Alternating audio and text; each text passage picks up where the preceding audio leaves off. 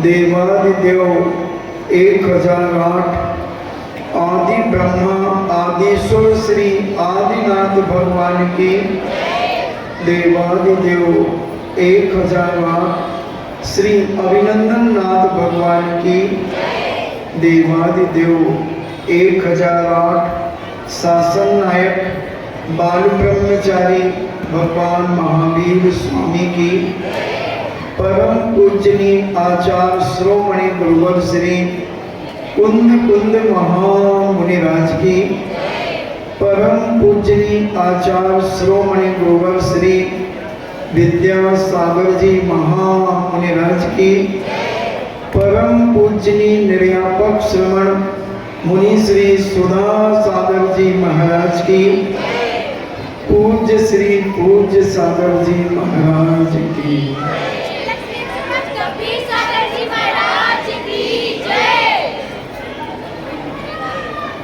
चर्चा चल रही है शांति की। अगर आपके पास सब कुछ है, खाने के लिए है, पीने के लिए है, पहनने के लिए है, ओढ़ने के लिए है, देखने के लिए है, सुनने के लिए है, चलने फिरने के लिए सब कुछ है, मगर अगर आपके मन में, आपके घर में, लोगों की मानसिकता में अगर शांति नहीं है तो सब बेकार है। शांति के लिए ही साधु संत तपस्या करते हैं, शांति के लिए ही लोग त्याग करते हैं। शांति के लिए कौन व्यक्ति है जो अपने जीवन में शांति नहीं चाहता? रावण जैसा व्यक्ति भी ये महिला नहीं चाहती शांति को, बात अलग है। रावण भी शांति चाहता था, लादेन भी शांति चाहता था, वीरप्पन भी शांति चाहता था, शहर के गुंडे बदमाश भी शांति चाहते हैं और सरकार भी शांति चाहती है, पुलिस डिपार्टमेंट भी शांति चाहता है। जो शांति भंग करता है उन्हें 151 दफा के अंतर्गत अरेस्ट कर लिया जाता है, शांति भंग करने के आरोप में उन्हें गिरफ्तार कर लिया जाता है। इन्हें सारी दुनिया, ट्रैफिक पुलिस भी शांति के लिए ही रोड के ऊपर खड़ी होती है। सरकार ने ग्रीन, रेड, येलो जो लाइट की व्यवस्था की है वो भी शांति के लिए की है कि किसी के मन में कोई एक्सीडेंट ना हो जाए किसी का, जिसके कारण उसके परिवार में अशांति हो जाए। शांति को जीवित रखने के लिए पुलिस डिपार्टमेंट तैनात किया गया, शांति के लिए बॉर्डर पर मिलिट्री खड़ी की गई। सारी दुनिया में, विश्व के अंदर हर व्यक्ति शांति लाने का प्रयास कर रहा है, और शांति कहीं बाहर नहीं मिलेगी, नहीं मिलेगी, नहीं मिलेगी। शांति तुम्हारे अंदर बैठी है, शांति तुम्हारे रग रग में बैठी है। उसके ऊपर जो धूल जम गई है तुम्हारी कसायों की, राग द्वेष की, अहंकार की, मायाचारी की, छल कपट की, एक दूसरे को नीचा दिखाने की जो धूल जमी है उस शांति के ऊपर, उस धूल को हटा दो, उस धूल को साफ कर दो।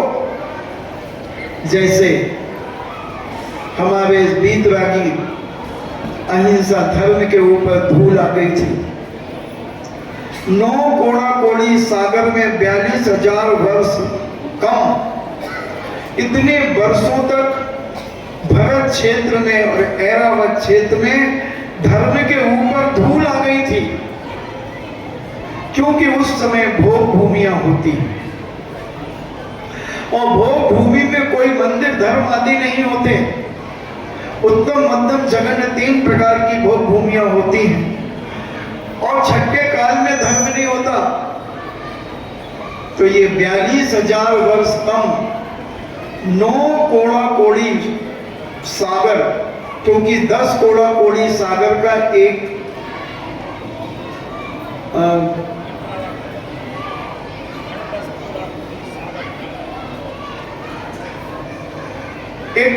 काल होता है, और 20 कोड़ा कोड़ी का एक कल्प काल होता है। तो ये 10 कोड़ा कोड़ी सागर में दुखमा सुखमा जो काल आता है, उसमें 24 तीर्थंकर होते हैं, 63 सलाका महापुरुष होते हैं। और जब हुंडा और सर्पणी काल दोष आ जाता है, तो उस समय 169 महापुरुष होते हैं, 169। उन सबको प्लस करते हैं 24 तीर्थंकरों के माता पिता को, 24 तीर्थंकरों को, 24 कामदेव को, 12 चक्रवर्ती को, 9 नारायण, 9 बलभद्र और 9 प्रति नारायण, 9 नारद, 11 रुद्र, 14 मनु, ऐसे मिलाकर के 169 महापुरुष हो जाते हैं। ये हुंडा और सर्पणी काल में ही हुआ करते हैं। बाकी तो ये 63 सलाका महापुरुष हर चतुर्थ काल में होते हैं। तो ये शांति के लिए ही हुआ करते हैं। मगर जब अशांति होती है, जब हमारे अंदर कोई अहंकार की बू आने लगती है, तब हमारे अंदर अशांति उत्पन्न होने लगती है। जब अहंकार की बू नहीं आती, जब सरलता आती है, विनयशीलता आती है, तो कभी व्यक्ति को अशांति नहीं होती। अशांति कब होती है? जब कोई किसी को अपशब्दों का प्रयोग कर देता है, जब किसी को कोई अपमानित कर देता है, तब उसके मन में अशांति आ जाती है। अशांति बाहर से आती है, शांति हमारे अंदर बैठी है। बहुत सारे लोग हैं जो शांति की पहचान नहीं करने के कारण अशांति में ही कुछ लोगों को अच्छा लगता है। जैसे कुछ बच्चे होते हैं जिनको गंदगी में ही अच्छा लगता है, और कुछ बच्चे होते हैं जिनको साफ सुथरा स्थान अच्छा लगता है। कई लोग होते हैं, उनसे कहो बेटा झाड़ू लगा, नहीं ठीक है ना, क्या है, ठीक है। सब 50 लोग उस कमरे में आ गए, उनके पैरों की धूल मिट्टी लगी हुई है, कचरा पड़ा हुआ है, कागज पड़े हुए हैं, फिर भी वो वहीं बैठे रहेंगे और ऐसे सूगले गंदे कि वहीं खाना भी खा लेंगे। कई लोग होते हैं, और कई लोग होते हैं कि जरा सी गंदगी हो जाए वो पहले सफाई करेंगे फिर भोजन करेंगे। जिनकी जन्म की 22 तारीख होती है, जिनकी जन्म की 4 तारीख होती है, जिनकी जन्म की 31 तारीख होती है, जिनकी जन्म की 13 तारीख होती है, ऐसे व्यक्ति सफाई बहुत पसंद करते हैं। मगर दूसरा कर दे तो कान खोल करके सुनना, जरा खुद नहीं करेंगे, दूसरा कर दे तो उन्हें बड़ा अच्छा लगेगा। उनसे कहो हाँ अभी कर लेंगे, अभी कर लेंगे, अभी कर लेंगे। ये बहुत बेईमान और बदमाश होते हैं। ये दूसरों से अपना काम निकालने में बहुत मास्टर होते हैं। अपना काम जब इन्हें निकालना होता है तो इतना मीठा बोलते हैं कि इनसे सगा दुनिया में कोई है ही नहीं, इनसे सगा दुनिया में कोई है ही नहीं। इतना मीठा बनकर के बोलेंगे और कब तुम्हारा गला काट दें कुछ नहीं कहा जा सकता, कब तुम्हें उछाल दें कुछ नहीं कहा जा सकता। पुराने 10-10, 20-20 साल पुराने गड़े मुर्दे उखाड़ देंगे। हम पागल थोड़ी है, उस समय तुम लोगों ने ऐसा कहा था, बेवकूफ नहीं है जी, अब सहन नहीं करेंगे और रो करके अपनी बात मनवा लेंगे। और जिद्दी एक नंबर के होते हैं, हर काम लेट करेंगे, हर काम लेट करेंगे और सफाई बहुत पसंद करेंगे। और ये इनके अंदर शांति चाहते तो हैं मगर अशांति के सारे काम करते हैं। इसको उसको छेड़ते रहते हैं, दुखी करते रहेंगे दूसरों को। ऐसी बात कह देंगे कि आदमी को घुटन पैदा होगी, दुखी होगा। तुम तो इतनी सी बात में बुरा मान गए, हम तो कभी ध्यान ही नहीं देते ऐसी बातों का, आपको पता नहीं क्यों बुरा लग गया। ऐसे बेईमान होते हैं, बहुत बदमाश होते हैं। और जिससे खुश हो जाए उसके लिए तो मरने मिटने को कहा। वो झाड़ू भी लगवा ले, पोछा लगवा ले, सब कुछ कर ले, उसके लिए सब कर देंगे। यानी ये अपनी शांति को प्रकट करना नहीं चाहते। इनको गंदगी में खुद नहीं करेंगे, दूसरा करें तो बोले हाँ आज का कमरा बहुत बढ़िया, अच्छा साफ सुथरा है। ऐसे ही कर दिया करो, भाभी से रोज कर दिया करो। तेरे बाप की नौकर है तेरी भाभी, इसलिए आई है वो कमरा साफ करने के लिए। तू गंदगी करे और वो साफ करे। जब दूसरे घर जाएगी जब पता चलेगा, वो तेरे को साफ कर देगा। और ऐसे चाहे वो बालक हो चाहे बालिका हो, ये बहुत मानसिक दुखी रहते हैं, बहुत मानसिक दुखी रहते हैं, डिप्रेशन में हो जाते कई बार, बहुत परेशान रहते हैं। तो शांति अगर हमें चाहिए तो अपने अंदर की हमें सफाई करना होगी। अभी 10 लाक्षण में तुमने चौके को साफ किया होगा या करोगे, चौके को सब बर्तन साफ होंगे, चौके में पुताई होगी, सफाई होगी। ये तो अनेकों सालों से करते चले आ रहे हैं, न जाने कितने 10 लाक्षण पर्वों से ये सफाई चल रही होगी। कि तुमने कभी अपने मन के अंदर की बैठी गंदगी को साफ करने का कभी प्रयास किया क्या? छोटी छोटी बातों में उत्तेजित होकर के दूसरों को नीचे दिखाना, ये अपने मन की गंदगी को कभी तुमने निकाल करके बाहर फेंकने का कोशिश की है? अगर नहीं की है बंधुओं, और ऐसे आदमी 1 मिनट में नम्र हो जाते हैं। आप तो बुरे ही मान गए, हमारा ऐसा कोई भाव ही नहीं था, हमें तो तुम शब्द ही पकड़ लिया। पता नहीं कितना पाखंड करके सामने वाले को खुश कर देंगे, मगर जब एक बार खुश हो जाता है आदमी, 2 बार हो जाता है, मगर जब उसके नेचर को समझ लेता तो उससे घृणा होने लगती है, उससे नफरत होने लगती है उस व्यक्ति को कि मेरे सामने आए ना। ऐसा भी होता है, मैंने तो बहुत देखे, मेरे पास ऐसे बहुत सारे केस आते हैं। यही बातें मत करो।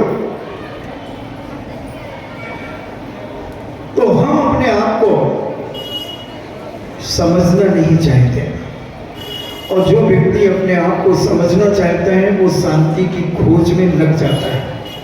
वो शांति का प्रयास करता है कि मेरे अंदर बैठी हुई शांति जो सो गई है, सुप्त हो गई है, वो जागृत हो जाए। वो ऐसे वातावरण से बचना चाहेगा जहां अशांति होती है। मैंने देखा कई बार माताएं स्वाध्याय सुनकर के जब उठती हैं मंदिरों में, तो जो चंचल और चालाक महिलाएं होती हैं वे गुट बना करके उसके बाद भी बैठी रहती हैं, और जो समझदार है, वाकई में धर्मात्मा जो नारी है, धर्मात्मा जो माँ है, दादी है, वो थोड़ी देर 1-2 मिनट रुकेगी और जैसे ही उनकी इधर उधर की बातें शुरू हुई वो जाने लगेगी, अरे तुम जा रहे हो? हाँ भाई आज हमें समय नहीं है, घर जाना है। वो बच गई तुमसे, उसके जीवन में ऐसा ही उजाला आ गया और तुम्हारे जीवन में वैसा अंधकार जैसा पीछे पंडाल में अंधकार है। क्योंकि तुम मंदिर में बैठ करके अशांति की बातें कर रहे हो, तुम मंदिर में बैठ करके एक दूसरे की बुराइयां कर रहे हो। ऐसे तो स्वाध्याय देखोगे तो बार बार घड़ी देखोगी कि स्वाध्याय कब बंद होगा, कब बंद होगा। और स्वाध्याय बंद होने के बाद हम आधा एक घंटे मंदिरों में बैठकर क्या करते हैं? मंदिरों की पट्टी में बैठ करके क्या करते हैं? इधर उधर चबूतरों में बैठ करके हम क्या करते हैं? इसकी उसकी बुराइयों के अलावा हम अपने जीवन में कुछ नहीं करते।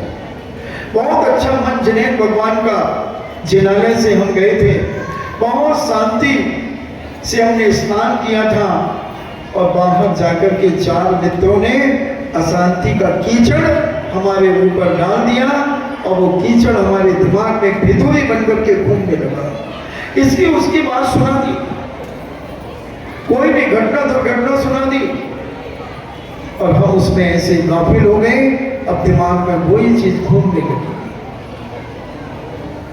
अशांति जब भी होगी बाहर से होगी और शांति जब भी होगी वो अंदर से ही उत्पन्न होगी, अंदर से उत्पन्न होगी। जब तक हम बाहर की बातें सुनकर अपने अंदर बिठाते रहेंगे तब तक हमारी शांति उस कीचड़ में फंसती रहेगी, दबती रहेगी और घुटन पैदा करेगी शांति। और एक दिन मर जाएगी शांति और तुम भी इस दुनिया से चले जाओगे। अशांति में मरोगे। अशांति में मरने वाले व्यक्ति की कभी सदगति नहीं होती। आदि व्याधि उपाधि से परे जो होता है उसकी समाधि होती है। आदि व्याधि उपाधि से परे समाधि होती है और हमें अपने जीवन में शांति के बिना कभी समाधि नहीं होती। एक जुनैद वर्णी हुए जो इलेक्ट्रिक इंजीनियर थे और वह धर्म के प्रति कोई घृणा मतलब उनकी श्रद्धा नहीं थी।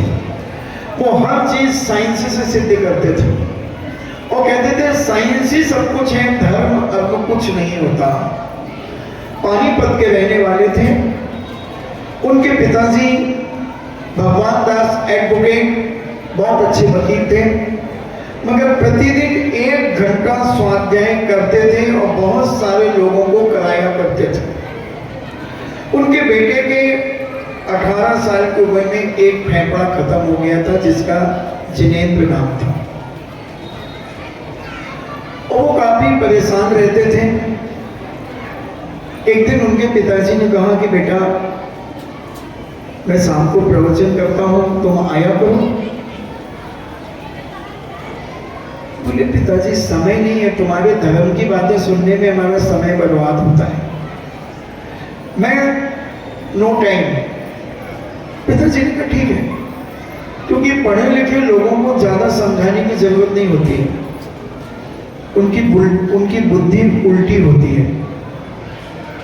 और उन्हें कुछ नहीं कहा उन्होंने। एक दिन उन्होंने स्वयं कहा कुछ दिनों के बाद कि पिताजी मैं आपका प्रवचन सुनने चलूं?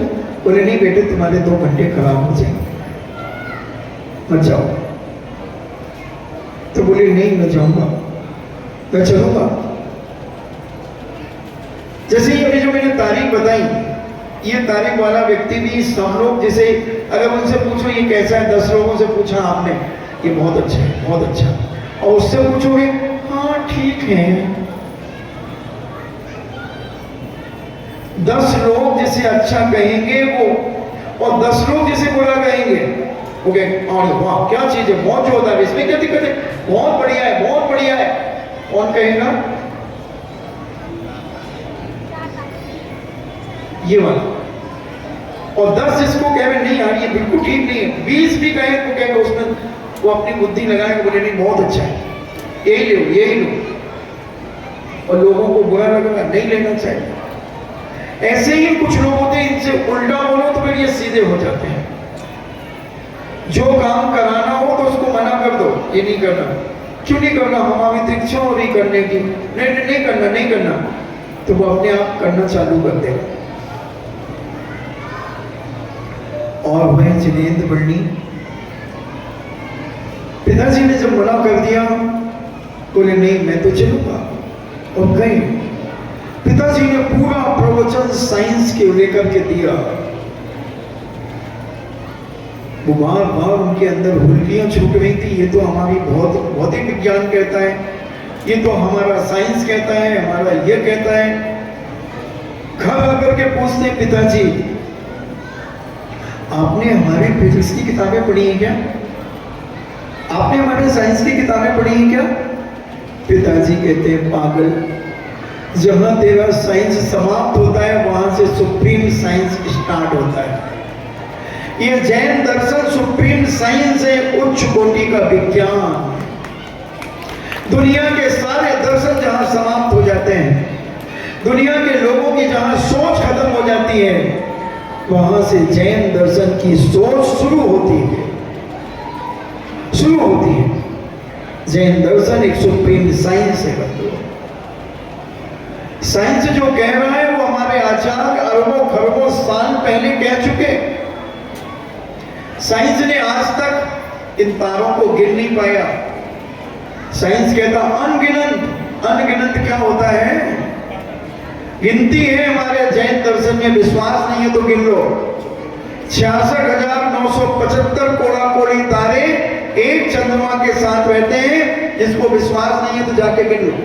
ये बीरबल की कहानी नहीं सुना रहा हूं, ये चैलेंज। जब तुम देवता बन जाओ तो तुम गिन लेना। भगवान करे देवता देवी बनो, दुर्गति में मत जाना। और अगर अशांति के साथ मरोगे तो नियम से दुर्गति ना हो। और जो शांति के साथ मरेगा वो सदगति जाएगा। साधु जितनी भी साधना करता है अपने जीवन में सब मरने के लिए करता है। जितना भी त्याग, नियम, संयम, व्रत, उपवास, नियम, एक ही कारण है कि बस मेरा मरण अच्छा हो, शांति पूर्वक मेरे प्राण निकले, इसीलिए करता है। अब तुम विचार करना अपने जीवन में कि तुम क्या कर रहे हो, किस लिए कर रहे हो। और जब उनके लिए मना किया तो बोले मैं चलूंगा, और वो गए। आश्चर्य होने लगा। घर आकर के पिताजी आप मुझे पढ़ाओ। पिताजी ने कहा आई एम सॉरी प्लीज, मैं तुम्हें नहीं पढ़ा सकता। बोले मुझे तो पढ़ना है।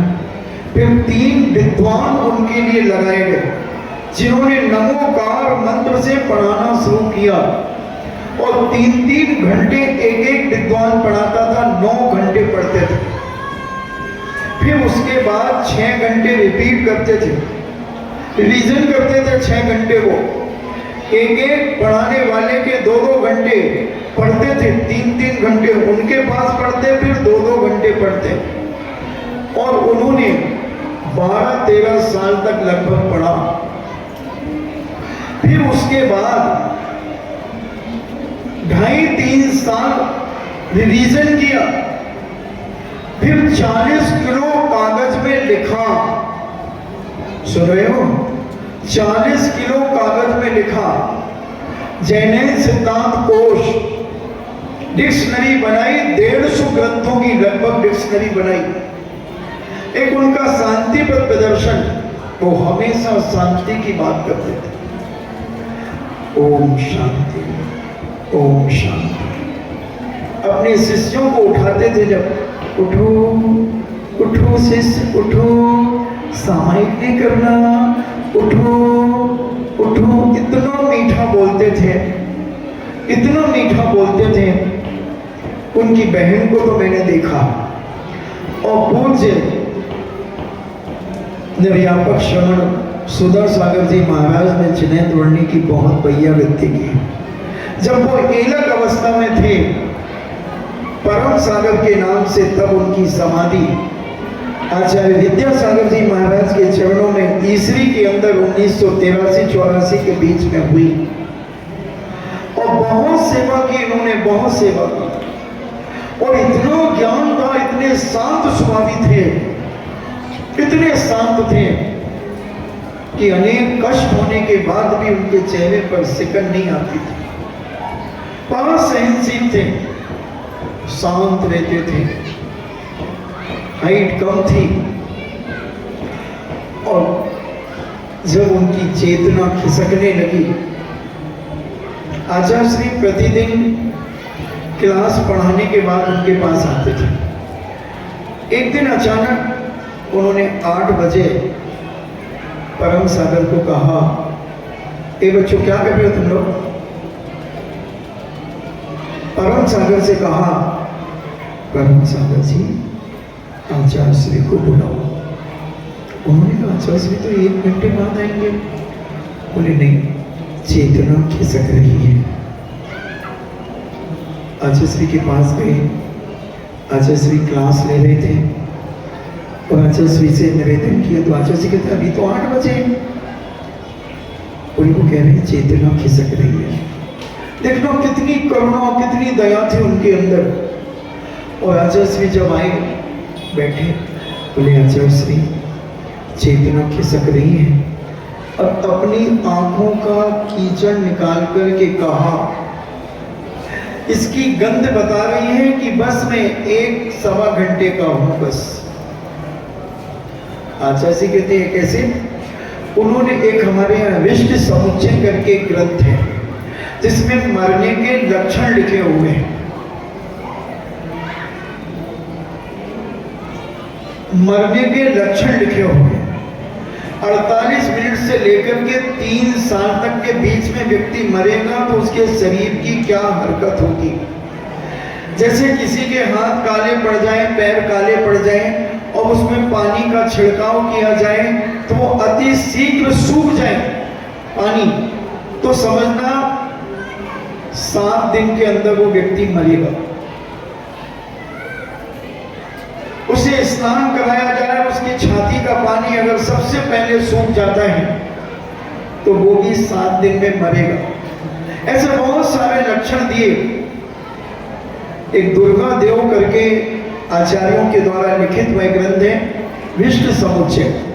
बहुत सारे लक्षण दिए उन्होंने। तो वर्णी जी ने जब ये आग का कीचड़ दिखाया तो आचार्य जी कहते क्या, और उन्होंने उसकी गाथा बोल दी संस्कृत की। ग्रंथ मंगाया गया, ग्रंथ को देखा गया तो बिल्कुल ठीक निकला।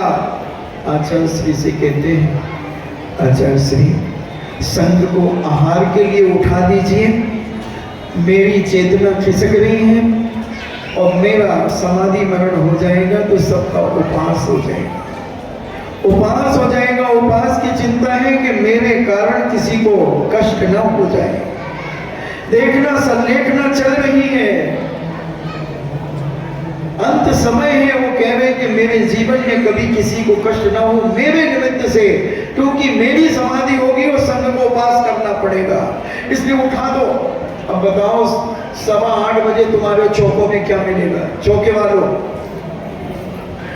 महाराज जी गर्म पानी मिलेगा और ज्यादा होगा तो गर्म दूध मिल जाएगा। और जो हमने सुबह नमकीन बना लिया था वो नमकीन दे देंगे, है ना? सही बात जी। रोटी मोटी तो 9 बजे की तब बनती है, 9 बजे। सब्जी भी कटकरी सब्जी, अधकच्ची सब्जी, वो तैयार हो गई होगी। अच्छा से लिखा, अच्छा तो फटाफट साधुओं से कहा कि चलो उठ जाओ, शुद्धि करो। परम सागर तो 10-15 मिनट में आ गए, पानी आनी पी करके कैसे भी, क्योंकि बहुत 2-3 महीने सेवा की थी।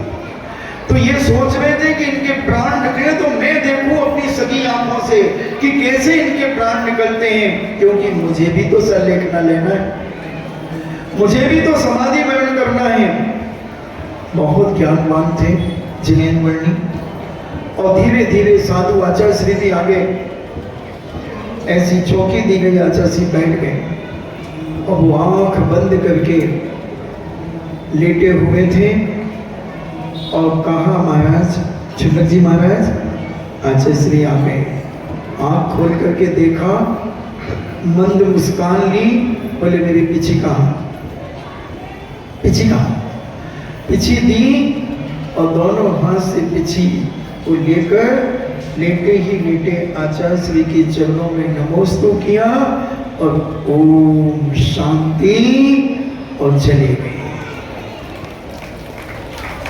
चले गए। शांति की बहुत आवश्यकता है जीवन में। अगर शांति चली गई तो तुम दुर्गति चले जाओगे। शांति को पकड़ करके रखो अपने मन में। क्रोध कहीं उत्पन्न होता है तो उस स्थान को छोड़ करके चले जाओ। कहीं अहंकार आता है तो अपने आप को स्थान छोड़ करके चले जाओ। कहीं छल कपट मायाचारी करने का भाव आता है तो अपने आप को धिक्कारो कि किसी के साथ हम धोखा करेंगे। हम ऐसे पापी और निर्लज्ज नहीं है कि हम किसी के साथ धोखा करें। और मन हो जाए उठ करके चले जाओ। कहीं लोभ तृष्णा आ जाए तो विचार करना कि क्या लोभ, क्या करेंगे। साड़ी का लोभ हो सकता है, खाने का लोभ हो सकता है, आभूषण का लोभ हो सकता है, पैसे का लोभ हो सकता है, और किसका लोभ, और किसका, मुझे बताओ, और किसका लोभ है। मेरी बेटी सुखी रहे उसका लोभ, मेरी बहू लड़ती रहे, गलत नहीं, बहू से लड़ते रहे इसका लोभ। अगर ये लोभ है तुम्हें तो तैयार रहना नीचे गर्त में जाने के लिए। और अगर इन सब में तुम्हें शांति है, ऊपर की कई लोग तो बातें करते हैं, भाई अब हमें तो कछु से मोह नहीं है, हमने सब लड़का बहू को संभाल दो, अब हमें कछु लेने देने नहीं है, बेचाने उनको काम जाने, हम तो न बहू की शादी ब्याह में जावे, न खावे जावे, न कहूँ जावे, भाई हम तो अपने कमरा में रह और हमें कछु मतलब नहीं है, कह दिया उसने। और हमारी एक आंख और एक कान कहाँ घूमता है, सारी दुनिया में घूमता है।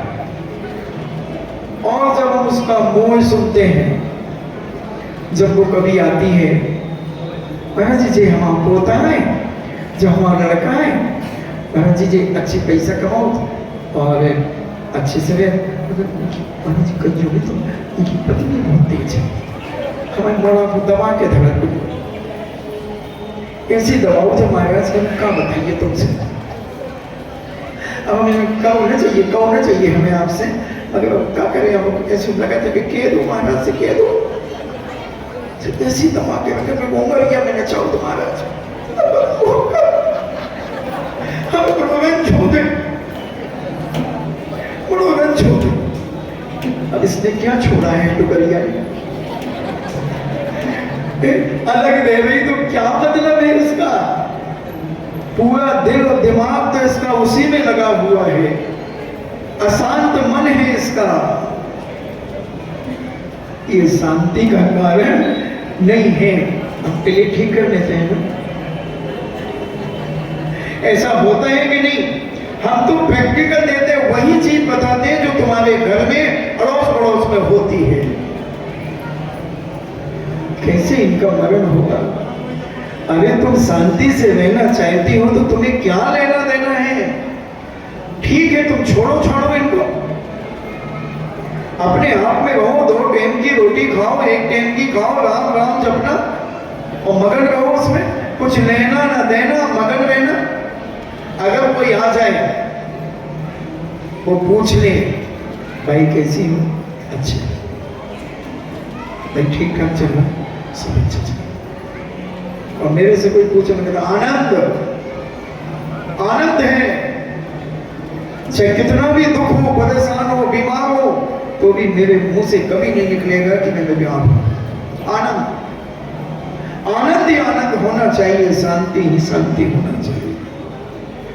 मगर ये कई प्रति भी बन जाती हैं, 2 प्रतिमाएं ले लेती हैं, 5 प्रतिमाएं भी ले लेती, फिर भी इतना मोह रहता है, इतना मोह रहता है। खुद बना करके भेज देंगी, खा ले बेटा, नाती पोतों को भेजेंगी, क्या उसकी मम्मी के हाथ टूटिएगा, लूलिएगा, टूटिएगा, क्या है जो तू भेज रही है। ये सब विनाश का कारण है, अशांति का कारण, अशांति का कारण। एक परिवार बहुत शांति से जीवन यापन करता था, 4 बेटे थे उनके, वो बड़े आनंद में थे। दादाजी मैं विचार किया कि अब जो कुछ मेरे पास है ये सब बांट देना चाहिए, सब बांट देना चाहिए। चारों बेटे बहुत अच्छी नौकरी में थे, कोई कमी नहीं थी बेटों के पास। और वह दादाजी ने विचार किया कि अब जो कुछ मेरे पास है ये सब चारों बेटों को बांट देना चाहिए। दादाजी ने एक दिन चारों बच्चों को, बहनों को बुलाया और कहा, भैया अब तुम ही संभालो, अब हमारे बस की बात नहीं है, हम सब तुम लोगों को देना चाहते हैं। बहुएं कहती, दादाजी आप ही संभालो ना, अभी हम लोग कैसे संभालेंगे, अभी तो हम लोग छोटे छोटे हैं। ये सब छल कपट से कह रही थी। नियत तो वही थी कि बस डोगरा मरे, कैसे भी मरे, हमें दे जाए पहले। और दादाजी बहुत सरल स्वभावी थे, बहुत सीधे थे, न उनके अंदर कोई मोह माया कुछ नहीं था। उन्होंने जो कुछ अपने जीवन में कमाया था, बहुत कमाया था जीवन के, बहुत तेज पुण्य था दादाजी का, खूब कमाया था, मिट्टी छूते थे सोना होता था।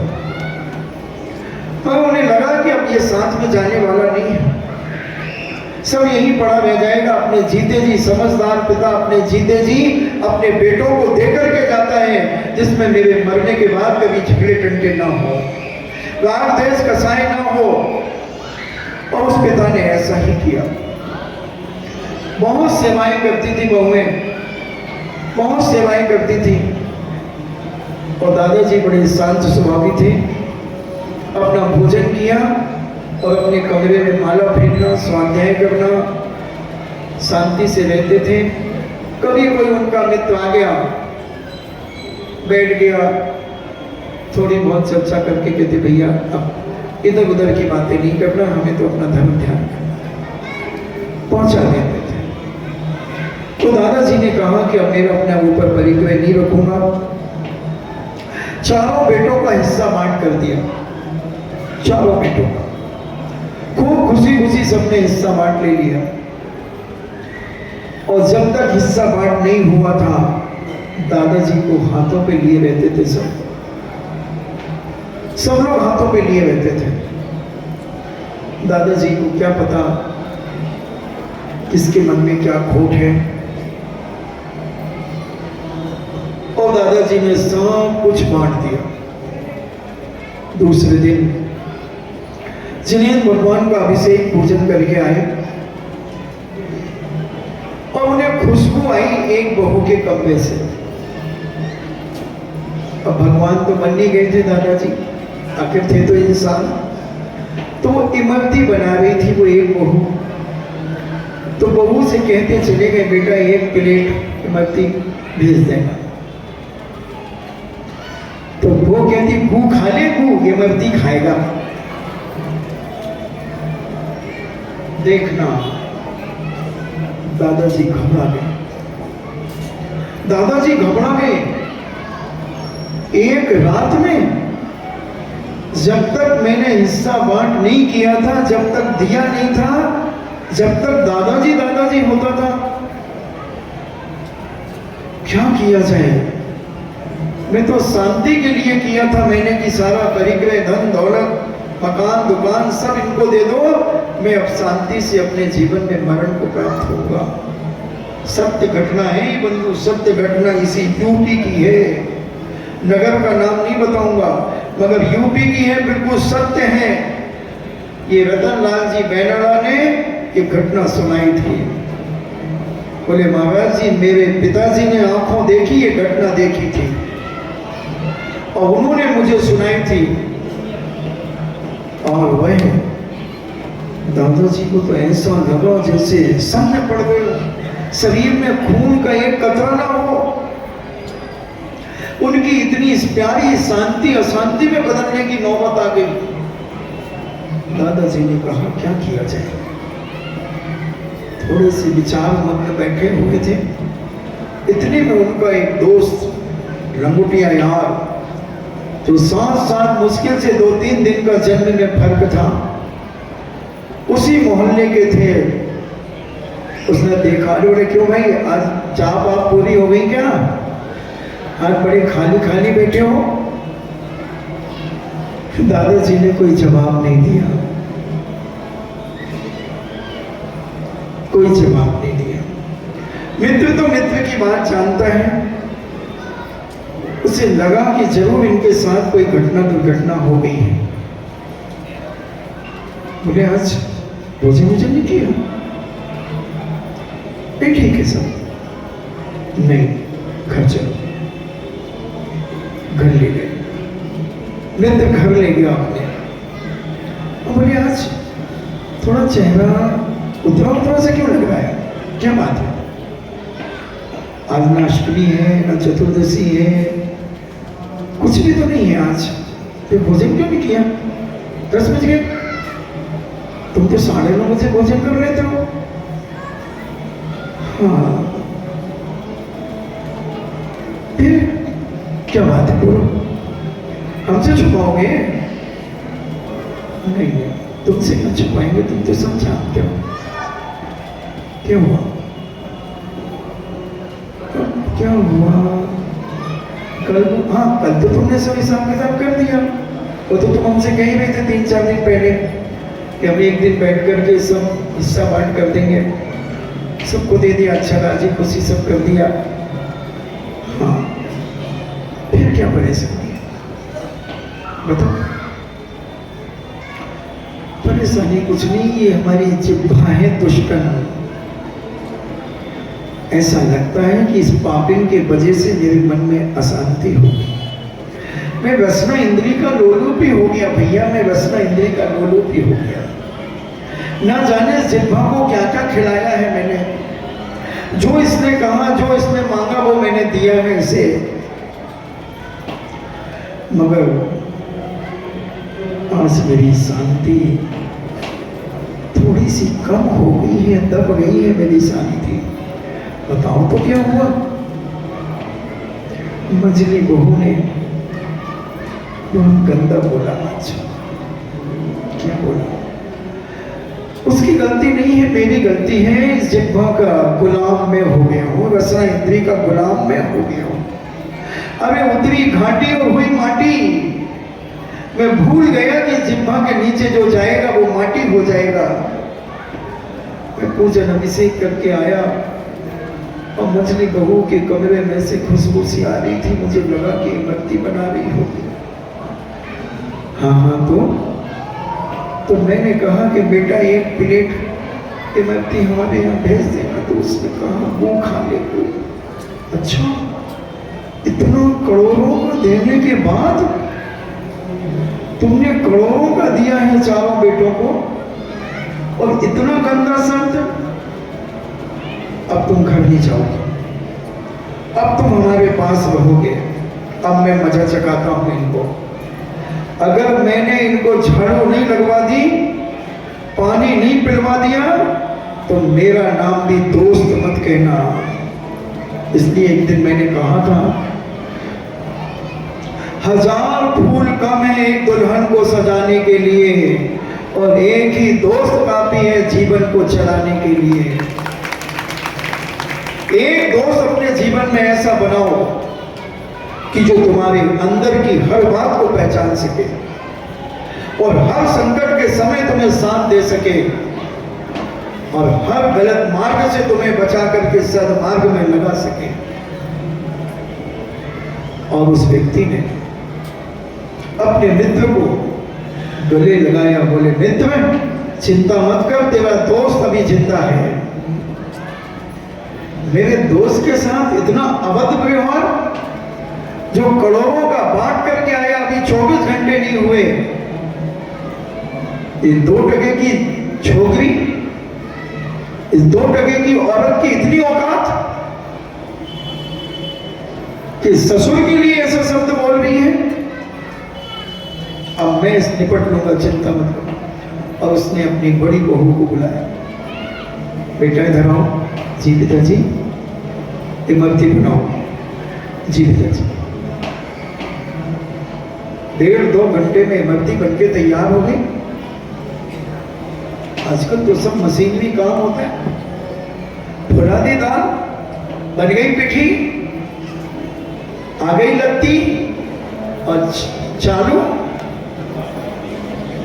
खटाखट जय श्री राम हो गया काम।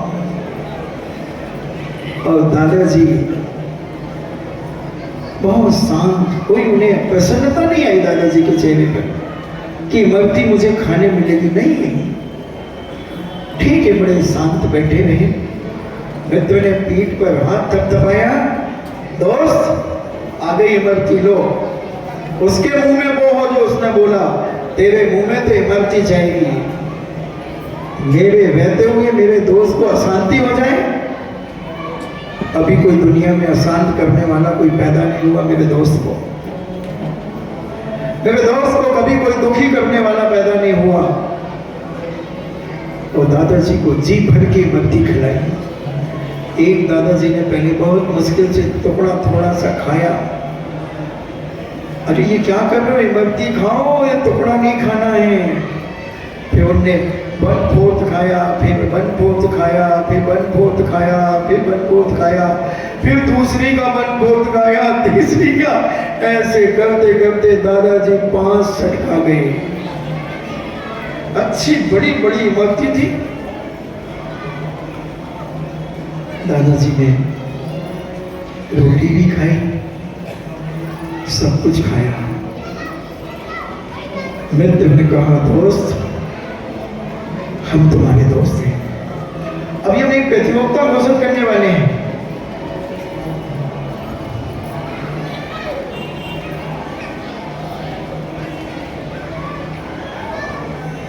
और बहुत युवा युवतियों के लिए बहुत अच्छी प्रतियोगिता है और खूब लंबा समय देंगे हम। अभी तो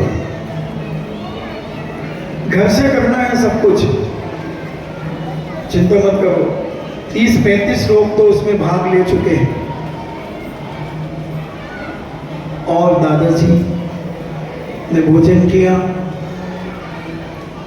शाम को बेटे दुकान बंद करके कोई ऑफिस से आया और अपनी पत्नियों से पूछते, दादाजी कहाँ हैं?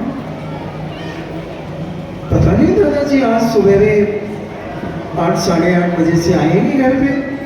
अच्छा, कहाँ गए? पता नहीं। भाई लोगों को देखने गए, कोई कहीं गया, कोई रिश्तेदारों के यहाँ गया। दादाजी तो अपने दोस्त के यहाँ बैठे थे, माला भेज रहे थे।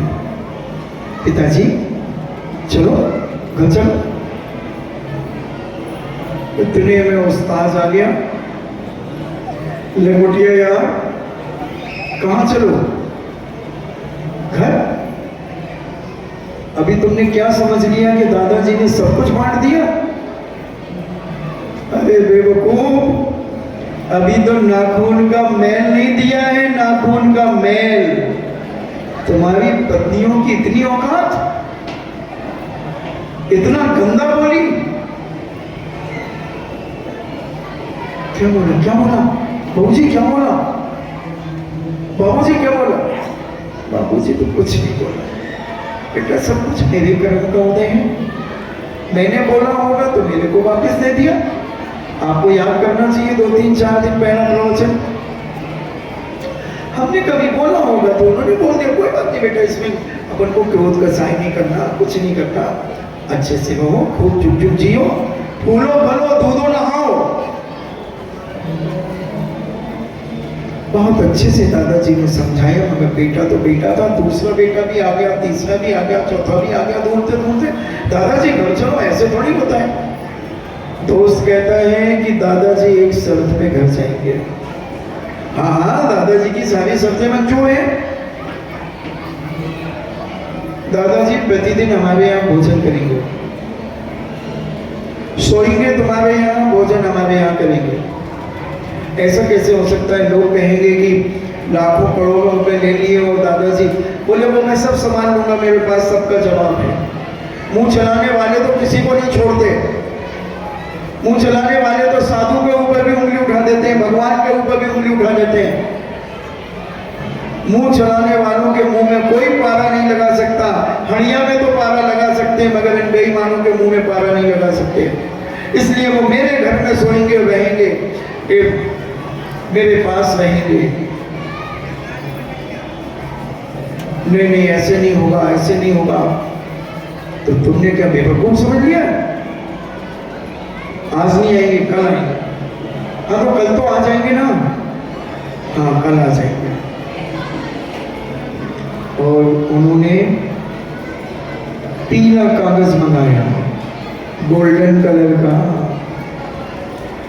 और गिट्टियां मंगाई, ईंट के टुकड़े मंगाए, और उनमें पीला पीला कागज लपेट करके, बिल्कुल ये गोल्डन कलर का कागज आता है जो तुम्हारे रिसेप्शन में कई बार बिछाते हैं, बिछाते हैं ना। हाँ, और वो उन्होंने अच्छे संदूक थैले में भर के लाए। जब चारों बेटे अपनी अपनी नौकरी और दुकान पर गए थे, बहुएं किटी पार्टी में गई थी, और दादाजी आ गए मित्र के साथ। और जो पुराना संदूक, दादाजी के पास एक बड़ा संदूक जिसमें रजाई गद्दे ठंड के रख देते थे, कंबल अम्बल, और एक संदूक और था, उसमें दादाजी ने वो सब जमवा दिए उनके मित्र ने। और मित्र ने जमा करके कहा कि अब चिंता मत करना, मैं इनकी नानी याद दिलवा दूंगा इनको। और रात्रि में तुम एक काम करना, 12 साढ़े 12 बजे लाइट जलाना, और दरवाजे में कोई ऐसी सांसें होती ना किवाड़ों में, और तुम तराजू में तोड़ना, जो 250 ग्राम को ढेला है, 250 का छोटा बल्ब जलाना, जिसमें बड़ा बल्ब जलाना, नहीं तो वो पहचान में आ जाएगा। छोटा जलाना 0 वाट का। और दादाजी तोड़ गए तराजू में। इतने में बेटे लोग आ गए। दादाजी क्या कर रहे हो, आवाज आ रही है? कुछ नहीं बेटा, तो थोड़ा सा सोना होना था और हम संदूक में निकाल रहे थे, तो हम देख रहे थे। बहू आ गई। दादाजी, दादाजी क्या कर रहे हो? कुछ नहीं बहू रानी, थोड़ा तौल कर रहा हूँ, हिसाब किताब कर रहा हूँ, कितना सोना कितना, और सोचो मेरे पास ही वो सब। दादाजी आप तो कह रहे थे कि हमने सब, हाँ बेटा वो हमने कैश तो सब दे दिया था, मगर से अभी मोटा मोटा माल तो अभी रखा है। वो दोस्त भी था साथ में। दादाजी कुछ नहीं बोल रहे, दोस्ती कर रहा सब कुछ। और दोस्त ने 1-1.5 घंटे के बाद धीरे से संदूक में रख दिया, बड़ी वाली में, और 2 ताले लटका दिए, एक इधर और एक इधर, और एक बीच में था उसमें भी लटका दिया। 3 कुंदे होते ना बड़ी वाली संदूक में, लटका दिए। और बोले मित्र मैं चलूं? हाँ अच्छे से जाइए भैया, देखो रात को सब। अरे नहीं दादाजी, हम चल रहे ना आपके साथ में। 2 लड़के दादाजी को छोड़ने चले गए। उनके बेटे ने जैसे ही खट दरवाजा खोल दिया, दादाजी का इंतजार हो रहा था। दादाजी आराम से सो गए। अब उनकी नींद हराम हो गई, उनकी शांति अशांति में बदल गई। अभी तो दादा के पास बहुत माल है, बहुत माल है, अपन को तो कागज दिया है, अभी तो सोने के डिल्ले हैं, डिल्ले, ईट है, ईट, सोने की ईट। और सवेरे 5:30 बजे से बहुएं आ गई। दादाजी, दादाजी सामायिक अमायिक हो गई, लो मंजन कर लो। अच्छा गुनगुना पानी आ गया मंजन के लिए, दतून आ गई, नीम की अच्छी कुचल करके बढ़िया। दादाजी, दादाजी, हाँ अभी करूँगा बेटा, व्रत व्रत। और दादाजी ने अच्छी नीम की दतून करी, बढ़िया गुल्ला वुल्ला किए, लेटरिन आदि गई, नहाया धोया, जिनालय चली गई, अभिषेक किया, पूजन किया, पाठ किए। दादाजी 8 सवा 8 बजे आए। बहू ने बढ़िया खसखस का हलवा बना करके रखा था, मूंगफली सेक करके रखी थी। एक ने पकौड़ी अच्छी गिलकी तुरैया की अच्छी भजिया बना के धरे थे। और दादाजी के तो ठाट हैं। और दादाजी कहते अरे हमें खाने भैया काय कौन सही। अरे दादाजी आप कैसी बात में नाश्ता तो कर रही हो। अब नाश्ता क्या करने, कितने बज गए? 8:45 बज गया। 8:45 बजे का 9 बजे तो रोटी खे। इतने में आके दादाजी हम अभी गरम गरम फुल्का उतार रहे बैठे में क्यों। दादाजी के सामने तो एक में अच्छी भजिया रखे और इमली की अच्छी मीठी खटाई रख दी और इधर मूंगफली के दाने और सब व्यवस्थित दादाजी आराम से खा रहे। अच्छे 1-1.5 घंटा में दादाजी ने खाया पिया और बस रोज अब तो पंखा डुलाओ जा रहा दादा के ना। और क्या दादा के मन में कछु विकल्प नहीं है, वो तो सब उनके दोस्त की कलाकारी थी। दादाजी बैठे अपने कमरा में चले गए, माला फेरे। चारों सखियां कहे क्या देवरानी जेठानी बहुत मांग है, अबे तो कम से कम 2-2.5 किलो सोना तो हुई ही हुई है और भी आभूषण बाजू बंद देखो तो कितना धरो है। तो ये कहते हैं हमसे बहुत बड़ी गलती हो गई। क्यों? दादाजी ने इमरती मांगी थी और हमने कह दी गो खा ली। कहा ऐसी कहा कहती तुमने? अब निकल आई हमारे मुंह से निकल आई, हम क्या करना है? अब जो मिले कि न मिले अपन को देखो ध्यान रखिए, दादाजी की सेवा में कोई कमी न रह जाए। 24 घंटे अलर्ट, 2-2 घंटा दादाजी के बैठी कमरा में। दादाजी बोल बताओ नए कपड़ा ले दे रहे। अब देखो गर्मी आ रही सो अच्छी ढाका की मलमल को कुर्ता बनवाए दे दादा, अच्छी मलमल को कुर्ता बनवा ले, परम सुख को जोड़ा ले आओ और नहीं तो बोस्की को बनवा दे 5555 डबल घोड़ा बोस्की को made in Japan in Hong Kong. अच्छा पीलो लाइट पीलो कलर को आओ तो एक सफेद 2 कलर को आओ थे। सो दादाजी को कहने लगी हो हम तो जा रहे और एक तो ले आई जो हमने कही थी वो खा ले सो वहां गई और अच्छो दादाजी के नाम कुर्ता को कपड़ा ले आई, क्रीम कलर को ले आई बढ़िया और सोने के बटन अटन ले आई कि अब तो दादाजी को कुर्ता ऐसे बनवे के चेक करिए बिल्कुल ऐसी करे में बटनों के ऊपर से और 2 बटन इतने लगे हुए सोने के और 2 इतने लगे हुए और 3 इतने लगे हुए 2 खुले हुए। और दादाजी के तो उन्हीं पे तो उदासीन थी। दादाजी जो कुर्ता ने पहन के पुराने नौ पहनी हो। दादाजी के आज कौन सी दिन है भाई? आमस्या है, आमस्या को नहीं पहने जाते हैं कपड़ा। बुधवार गुरुवार शुक्रवार कपड़े पहनो 3 बार, नहीं तो कई बार चूहा काट देते कपड़े, कपड़ों में आग लग जाती, कपड़ों में जंग लग जाती। तो ऐसे कुछ अशुभ ग्रह नक्षत्र होते हैं, उनको टाल करके ही नए कपड़े पहनना चाहिए और नए कपड़े बिना धुले नहीं पहनना चाहिए। आजकल के बच्चे सूट खरीद करके लाते हैं और नए सूट पहन लेते हैं, बहुत अशुभ है। केवल कोरा कपड़ा मुर्दा ही पहनता है, इन्हें कफन कोरा मुर्दे को उड़ाया जाता है। बाकी लोगों को कपड़े धोकर के ही पहनना चाहिए। हमें मालूम है और आपको भी मालूम होगा, जब टेलर के यहाँ कपड़े सिलते थे तो टेलर पहले कपड़ा धुलवाता था, चाहे वो पैंट का हो, चाहे हाफ पैंट का हो, चाहे शर्ट का हो, चाहे कुर्ते का हो, पहले धुलवाता था, धो करके फिर कपड़े सिलता था। अब और तुम अशुद्ध कपड़े कोरे कफन केवल कोरा मुर्दे को उड़ाया जाता। तुम जिंदा हो कि मर चुके? कौन जिंदा है? कौन जिंदा है? हम तो हैं ही सबसे पहले। अच्छा सभी जिंदा हैं तो आज के बाद नियम करो कि हम कोरे कपड़े नहीं पहनेंगे, कपड़े धोके ही पहनना चाहिए। मंदिर जी में भी धोती दुपट्टा कोरा नहीं पहनना चाहिए, धोके ही पहनना चाहिए। और दादाजी ने कहा कि आज कपड़े नहीं पहनेंगे, बुधवार गुरुवार शुक्रवार कपड़े पहनो 3 बार नए कपड़े।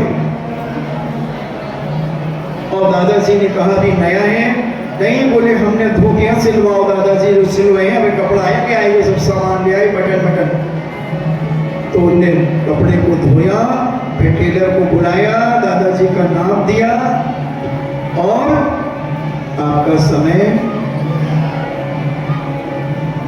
आपका समय तो सुनो, एक भक्ति पाठ, भक्ति पाठ एक छोटी सी पुस्तक है।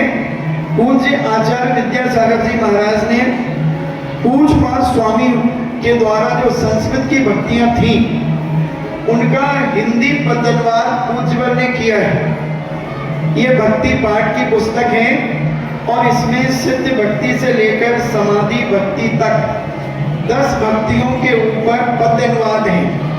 4-4 लाइन का एक श्लोक का उन्होंने पद्य बनाया है। तो ये पद्य की एग्जाम, इसकी परीक्षा होगी, अभी जल्दी नहीं होगी। आपको ये पुस्तक, जिनको एग्जाम देना है वो पुस्तक यहाँ से प्राप्त करेंगे, अपना नाम, अपना नंबर, मोबाइल नंबर लिखाएंगे। ये फ्री ऑफ चार्ज ये पुस्तक आपको मिलेगी। और 16 अक्टूबर, ये क्या चल रहा है, अगस्त, सितंबर, फिर 16 अक्टूबर को इसका पेपर होगा, रविवार को। आपके पास आज से 50 दिन हैं और 50 दिन में इसकी 10 भक्तियां आपको याद करके, तैयार करके, और इसका पेपर बड़े पंडाल में, बड़ा पंडाल कहो, नया पंडाल, बड़ा तो थे, नए पंडाल में इसका पेपर होगा। जो पेपर देना चाहता है वही बुक लेगा, अपना नाम पता लिखवा दें और बुक प्राप्त कर ले। और इसमें कोई भी दे सकता है। और इसकी बहुत अच्छी ये भक्तियां अगर आपको याद हो जाएंगी तो आपको इतना अपार पुण्य मिलेगा जब इन भक्तियों का तुम पाठ करोगे। नंदीश्वर भक्ति भी है, निर्वाण भक्ति भी है, चैत्य भक्ति है, योगी भक्ति है, आचार भक्ति है, शुद्ध भक्ति है, सिद्ध भक्ति है, समाधि भक्ति है, पंचमांग भक्ति है, शांति भक्ति है और एक चारित्र भक्ति है। ऐसी 10 भक्तियां हैं, छोटी सी किताब है। आप जिनको भी लेना, आप लाइन से आ जाएं, तो भैया आपको देंगे। आप अपना नाम लिखवा दें और आप अपने घर में पढ़ें। और जो पढ़ करके, और अभी 50 दिन में खूब आराम से पढ़ सकते हैं। अभी शाम को वैसे एक ही टाइम खाना है, तो शाम को थोपने का विकल्प भी कम है, 1-2 बार खाएंगे परिवार में, तो समय भी मिलेगा। और 16 अक्टूबर को देखो बे, चलिए अभी जिनवाणी तो हो जान तो भाई, हेलो, इतनी जल्दी क्या है तुम लोगों को? एरोप्लेन भी छूटने वाला इतनी जल्दी नहीं बनता। तो ये जिनको भी माताओं, बहनों, भाइयों को कोई भी ले सकता है। और इस पुस्तक को आप यहाँ से प्राप्त करें और अपने भक्तियां पढ़ें, भगवान के सामने पढ़ें, घर में पढ़ें, सामूहिक बैठ करके पढ़ें। खूब अच्छे से घर का भी मांगलिक होगा, ये बरगड़ाएं आपके घर में फैलेंगी, आपके घर का शुद्धिकरण होगा, नेगेटिव ऊर्जा बाहर जाएगी, पॉजिटिव अंदर आएगी जब भक्ति होंगी। और इन भक्तियों को हम साधु लोग पढ़ते हैं। मैं 22 भक्तियां पढ़ता हूँ, 12 भक्तियां सुबह पढ़ता हूँ और 5 दोपहर को और 5 शाम को। 22 भक्तियां प्रतिदिन पढ़ता हूँ। इसका आनंद ही अलग होता है। सारा ज्ञान तुम्हें होगा, कृत्रिम चैतन्य कैसे होते हैं, नंदीश्वर दीप कैसा है, सारा का सारा तुम्हारे सामने ये प्रकट होगा। इसलिए आप जिनको भी चाहिए ये पुस्तक प्राप्त करें और अपना नाम और अपना नंबर लिखा दें, जिनको रुचि हो। अभी 30-35 नाम तो हमारे कमरे में ही आ गए थे, और जिनको चाहिए वो फटाफट ले लें और अपना नाम लिखा दें। पढ़ें, डरे नहीं, पढ़ना तो है ही। और कोई जरूरी थोड़ी है कि आप पास हो, आप तो लो करके और अपनी तैयारी करो और जितना आपसे बने उतना लिखना। जिनवाणी के ज्ञान से सूझे, केवल बड़े लोग लेंगे, छोटे बच्चे नहीं लेंगे। कम से कम 15-18 साल के लोग हों। जिनवाणी के ज्ञान से सूझे लोग सोवाणी मस्तक तनु सदा दे तुम लोग। हे जिनवाणी भारती तो जपो दिन में जो तेरो शरणावे सो पावे सुचे। दया तुम्हें पालो सदा यही मोक्ष का। और इसकी प्राइस भी बहुत अच्छी प्राइस बटेगी। आप देखना भी 2 एग्जाम की प्राइस अभी तैयार हो रही है, थोड़ा टाइम लगेगा। कोशिश यही है कि 10 लाख के बीच में बांट देंगे, फिर इसकी प्राइस भी आप सोच नहीं पाएंगे ऐसी प्राइस बटेगी। 9 बार न होगा, लिखित में होगा पेपर।